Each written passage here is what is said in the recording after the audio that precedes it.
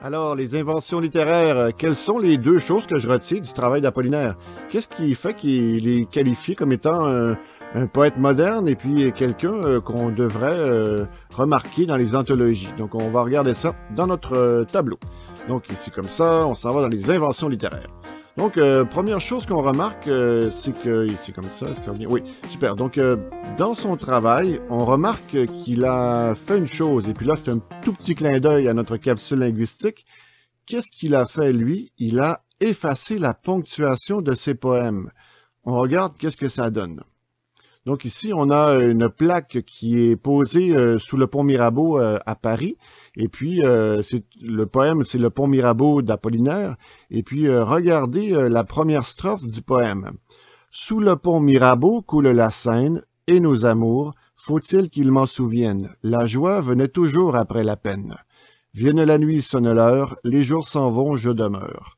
Donc, dans cette strophe-là, il y a quelque chose de tout à fait merveilleux parce que quand on enlève la ponctuation, on ne sait plus où commence la phrase, on ne sait plus où elle s'arrête, si bien que ça donne des lectures multiples.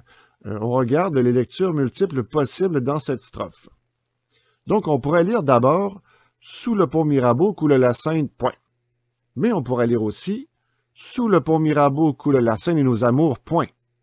Donc ici, on a une espèce de flou artistique. On ne sait pas où la phrase commence, où elle arrête. On ne sait pas à quel endroit il faut prendre des pauses pour arrêter la strophe ou le vers.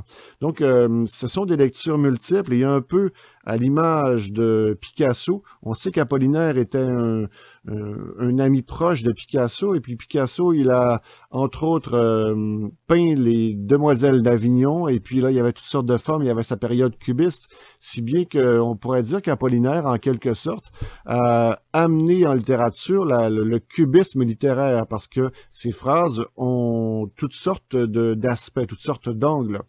Donc, sous le pont Mirabeau coule la Seine et nos amours, point. Faut-il qu'ils m'en souviennent? La joie venait toujours après la peine. Donc, c'est une strophe que je trouve magnifique, qui est d'ailleurs mise en musique par Mylène Farmer. C'est tout à fait joli. Donc, voilà. Donc, ça permet de voir que en effaçant la ponctuation, on est capable de faire différents parcours de lecture. Donc, c'est davantage ça que je voulais vous faire remarquer. En effaçant la ponctuation, on est capable de faire des parcours de lecture avec les phrases qui sont devant nous. Voilà pour ça. Donc, on retourne à notre théorie. Donc, premier truc qu'on remarque, donc effacement de la ponctuation dans le travail d'Apollinaire. Et puis, le deuxième truc qu'on remarque, bien sûr, on l'a vu tout à l'heure, c'est les calligrammes. Donc, il est reconnu pour avoir mis au goût du jour ou remis au goût du jour les calligrammes. Donc, qu'est-ce que c'est qu'un calligramme? Alors ici, on a ça. Alors, c'est un poème qui est fait sous forme de dessin. Donc, le texte parle ce dont il est question dans l'image. Donc, c'est double lecture, à la fois scripturale, donc vraiment l'écriture, et à la fois iconique, on voit vraiment un cheval. D'ailleurs, je vais vous faire une très belle imitation de cheval. Ah, est-ce que vous avez vu le cheval? Voilà, donc c'est pour nous amuser, bien sûr. Donc ici, malheureusement, le texte, il est quand même assez difficile à lire, si bien que j'ai choisi d'autres œuvres qu'on va regarder, et puis ça va nous amener au musée de Dôme. Donc, on va aller voir le musée de Dôme.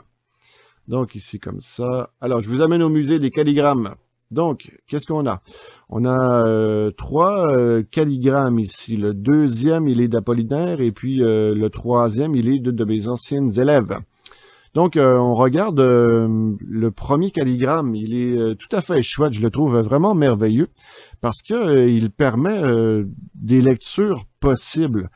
Qu'est-ce que j'entends par là? C'est qu'on peut lire les vitres de haut en bas, chacune la vitre gauche et la vitre droite, mais aussi on peut lire aussi à travers les vitres. Donc on regarde, oui effectivement, regardez, on regarde le poème ou le calligramme. Donc on pourrait lire des lunettes pour mieux voir le monde, pour mieux lire, pour chasser les fautes, pour voir de loin. Mais on pourrait lire aussi des lunettes pour contempler, pour mieux voir le monde, le coucher de soleil, pour mieux lire, pour contempler l'arc-en-ciel.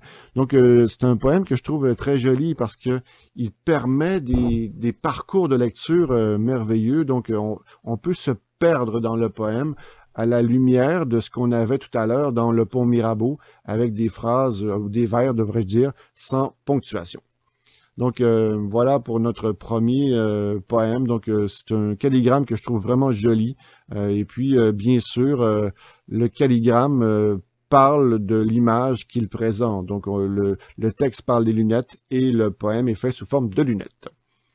Deuxième calligramme, deuxième œuvre qu'on regarde ensemble. Donc, c'est un calligramme d'Apollinaire, celui-là. Donc, on va se poser une question tout à l'heure dessus. Donc, qu'est-ce que c'est? Donc, salut, monde dont je suis la langue éloquente, que sa bouche au Paris tire et tirera toujours aux Allemands. Donc, ici, le poème, il est quand même joli parce que il présente la Tour Eiffel. Donc, on avait dit tout à l'heure probablement qu'Apollinaire a vu la construction de la Tour Eiffel, mais je pense qu'on en a une preuve ici. On peut voir qu'il présente la Tour Eiffel, symbole de la langue française ici, qui présente les difficultés, les tensions qu'il y a avec l'Allemagne. Donc, salut, monde dont je suis la langue éloquente, que sa bouche au Paris tire et tirera toujours aux Allemands. Donc, magnifique poème ici, magnifique calligramme. Et puis, le dernier calligramme, je voulais vous le présenter. Ici, c'est une élève d'une ancienne session qui l'a fait dans le cadre d'un atelier que j'avais demandé. Donc, elle a présenté le jet bleu et puis il est fait sous forme de mots. Et puis, c'est très, très coloré, c'est très, très ouvert. On regarde le travail. Donc, le jet bleu vole dans les cieux. Son intelligence hors norme, bel oiseau, son importance dans la nature. Donc ici, vraiment un très très joli calligramme qui nous est présenté dans l'image, dans la feuille. Donc c'était le musée d'hommes. J'espère que vous avez aimé votre musée d'hommes comme ça. Oh, ça disparaît. On en a 3 autres. On a... Voilà, on en a 3 autres. Donc ici, qu'est-ce qu'on a? On a ici, je vais être obligé de mettre mes lunettes.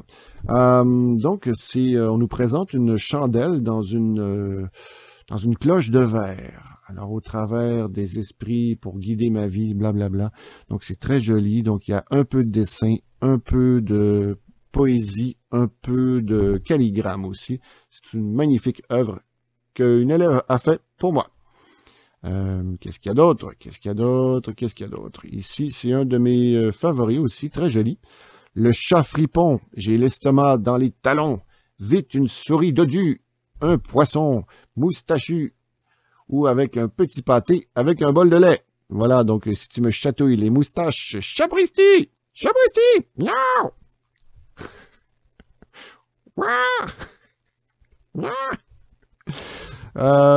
C'est vraiment bête. Attention à mes griffes si je me rebiffe. Mais ça va pas!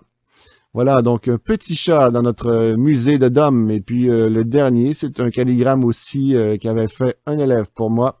Donc ici, on nous présente un hibou. Très joli hibou. Je vois une souris, mulot, crapaud.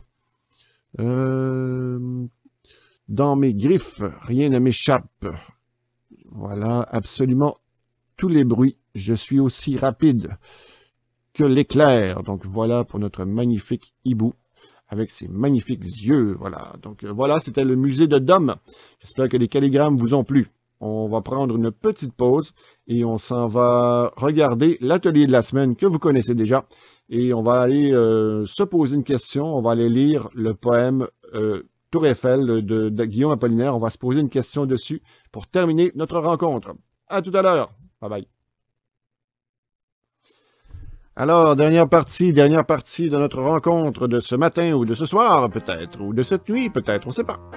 Donc, qu'est-ce qu'on a? Donc, le travail de la semaine, vous le connaissez déjà, mais malheureusement, on ne peut pas faire de calligramme parce que ça serait trop difficile à corriger. Et puis, j'avais promis un travail par semaine. Tristesse. Oh non! Donc, qu'est-ce qu'on a à faire cette semaine? Donc, je vous rappelle qu'il faut écrire un lipogramme. Donc, on se rappelle que c'est un texte sans qu'on utilise une lettre précise. Donc, je vous ai précisé les lettres possibles. Donc, il faut écrire un lipogramme de 12 lignes. Donc, voilà pour notre travail de cette semaine. Il nous reste une dernière question, donc la question YouTube. On va essayer d'échanger ensemble à travers YouTube. Donc ici, on a un poème et puis on vient de le voir. On va le regarder encore quand même. Donc, salut au monde dont je suis la langue éloquente, que sa bouche au Paris tire et tirera toujours aux Allemands.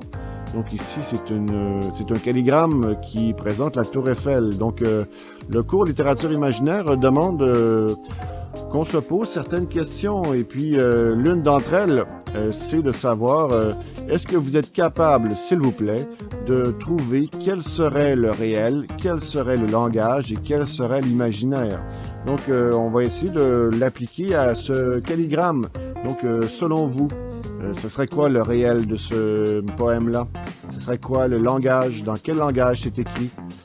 Quel serait l'imaginaire? C'est quoi qui est présenté comme imaginaire, comme idée qui vient de l'ailleurs peut-être? Donc ça parle de quoi? C'est quoi le réel? C'est dans quel langage? Et puis c'est quoi l'imaginaire? Donc on va essayer de répondre à ces trois questions-là dans les vidéos, dans les commentaires en bas de la vidéo YouTube. Donc voilà, on essaie peut-être de trouver des idées pour le plaisir comme ça, de participer entre nous à parler de littérature. Donc voilà pour ça. Donc voilà, c'est ce qui complète notre rencontre d'aujourd'hui. Donc comme ça ici, comme ça. Donc on parlait d'Apollinaire aujourd'hui et puis de la modernité poétique. C'était le deuxième ovni de la semaine, tout de suite après Georges Perec. Donc voilà pour ça. Et puis voilà, donc c'est Dom qui vous dit bonjour. Et on se retrouve la semaine prochaine pour un cours en direct sur Teams. Donc voilà. Et puis on va avoir aussi une autre vidéo qui va apparaître sur YouTube à un certain moment. Voilà, donc c'est Dom qui vous dit bonjour. Merci beaucoup d'être là, ça a été super. Bye bye. À la prochaine. Ciao.